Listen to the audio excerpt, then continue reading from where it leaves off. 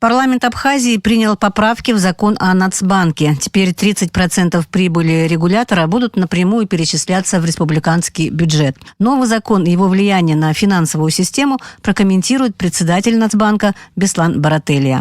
Сейчас 30% дохода Нацбанка будут перечислять в доход государства. Что значит для Банка Абхазии эта новость, это событие? На самом деле для Банка Абхазии это большое событие. Я хотел выразить благодарность нашим депутатам и администрации президента, всем, кто участвовал в работе над поправками, к закону о Национальном банке. Национальный банк, естественно, был одним из инициаторов этих изменений. Мы в течение 2 лет очень плотно работали над законом, и там очень много полезных вещей для стабильности, для укрепления банковской системы и, главным образом, финансовой стабильности Национального банка. Но то, что вы говорите, 30% перечисления бюджета, это закреплено законом с сегодняшнего дня будет. На самом деле Банк Абхазии до этого переводил 20-25% прибыли в бюджет, но это было решение принималось правлением Банка Абхазии. Сегодня это будет законом, оставшиеся 70% будут идти на докапитализацию банка, на расширение кредитного портфеля и так далее. Но это не самое главное, то, о чем хотелось бы сказать для Банка Абхазии, а самое главное то, что в этом поправках к этому закону впервые введены такие понятия, как лимит кредитного портфеля Банка Абхазии. Что это означает?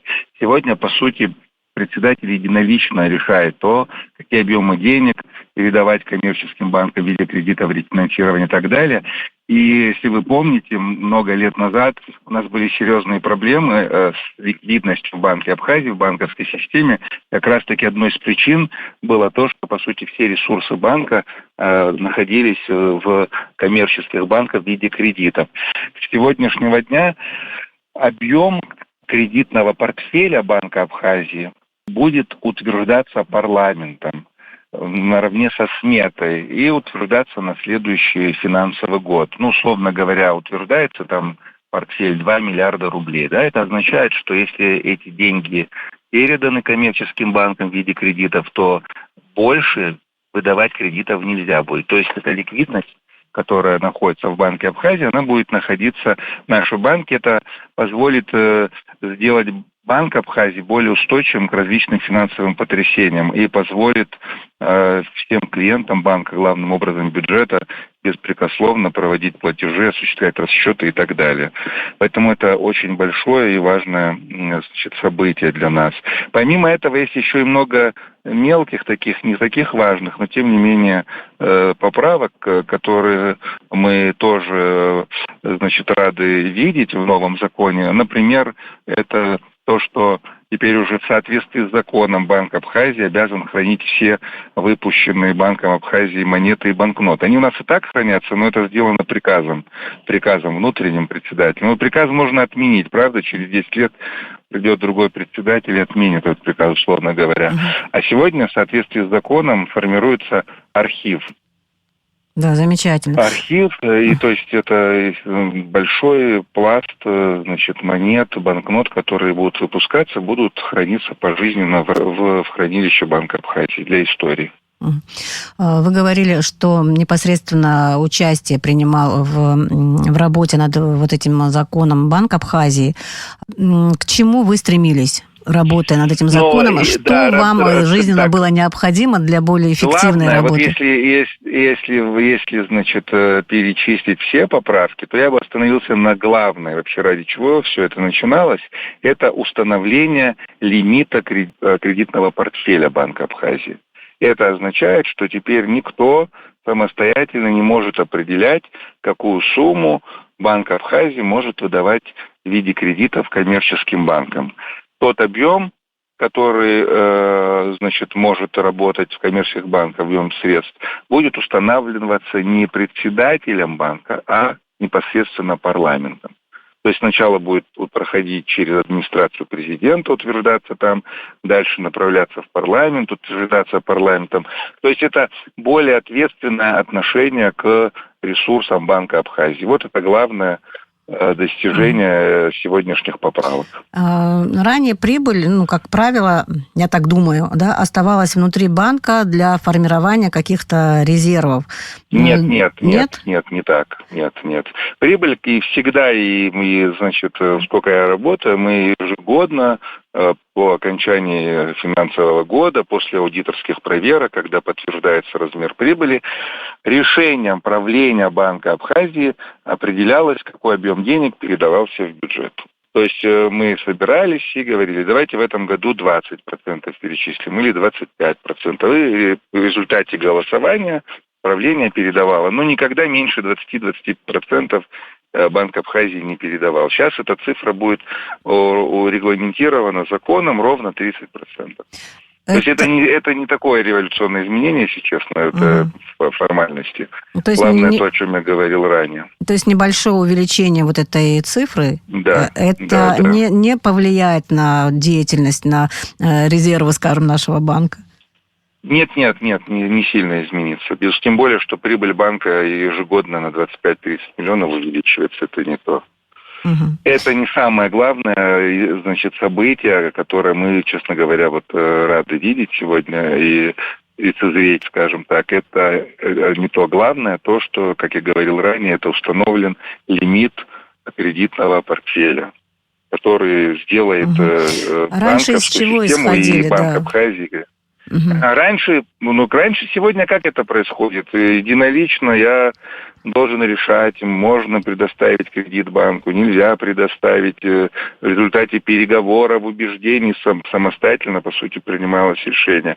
Но это не совсем правильно, да, всякое может быть. Лучше, чтобы эти объемы все-таки утверждались парламентом. А насколько, скажем, банковская система и вообще банки у нас самостоятельные? В каком смысле? Они полностью самостоятельные и ведут свою самостоятельную хозяйственную деятельность. Конечно, самостоятельно. Вот эти поправки, они как бы сохраняют эту самостоятельность? Они, конечно, сохраняют. Они единственные, не дают возможность коммерческим банкам неограниченно обращаться к Национальному банку за кредитами. Условно говоря, в поправках сказано следующее.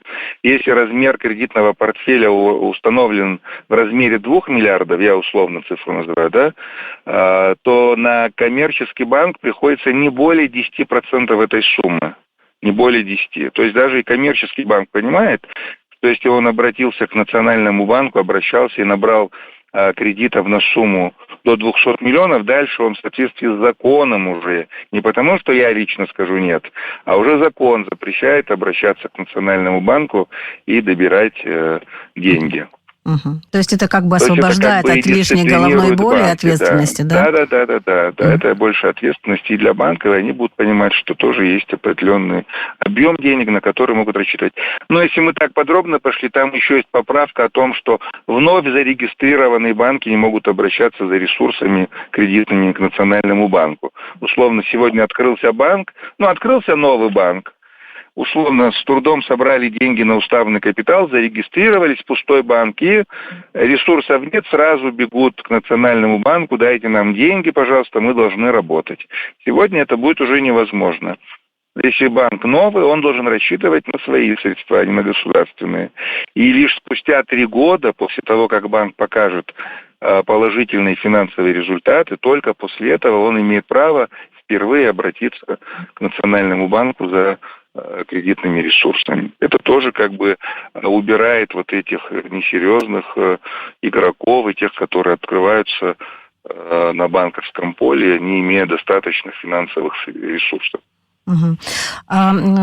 Скажем так, касается ли что-либо в этом законе, может быть, какого-то пересмотра роли Нацбанка как кредитора, да, допустим, реального сектора экономики, например? Нет, ничего не касается. Здесь идет исключительно об объемах средств, которые выделяются, коммерческим банкам. Содержательно ничего не меняется. Здесь количественные ограничения вводятся. Вот что главное. То есть функции, задачи, которые ставили перед банком, они не меняются. Речь идет лишь о количественных ограничениях. Я к чему спросила про кредиты, потому что Ну, мы слышали, что была уже такая история, такие предпосылки и предложения, и рассмотрения, что Национальный банк, банки Абхазии смогут кредитовать наших там бизнесменов, малый, средний бизнес, например. Такая история будет иметь продолжение?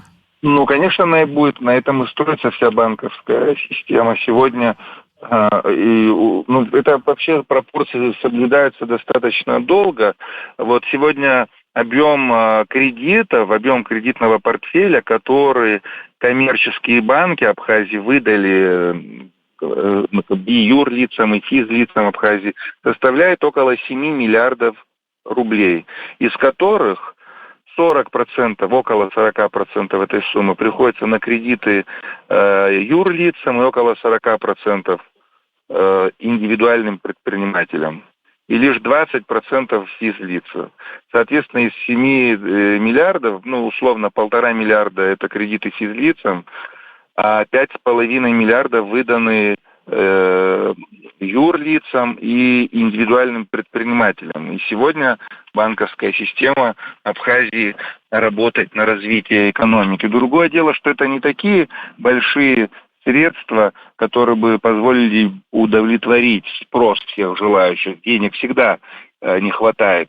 Но уже сегодня можно говорить о том, что суммы становятся значительными. Да? Если там несколько лет назад объем кредитного портфеля мог быть 1,5-2 миллиарда рублей, потом 3 стал, сегодня доросли до 7. Но эта тенденция будет продолжаться, и, естественно, и в дальнейшем. Ну, и такой еще один вопрос, может, напрямую не касается, но тем не менее. Нацбанк как-то участвует в распределении финансовых средств российских банков, которые выдаются на кредиты для наших предпринимателей там по льготным ставкам? Нет, Национальный банк, это будут решения исключительно коммерческих банков. В хозяйственную деятельность, в оценку кредитных рисков мы не вмешиваемся. Нет, это исключительно работа кредитных организаций Абхазии. Но это будет? Ну, наверное, будет. Некое софинансирование, да. Говорили вот об этом. Да. Это уже вопрос вы лучше к министру экономики задайте. Да. Вот. Просто это программа Министерства экономики, поэтому не совсем уполномочены комментировать и рассказывать о ней. Лучше пусть Министерство экономики говорит.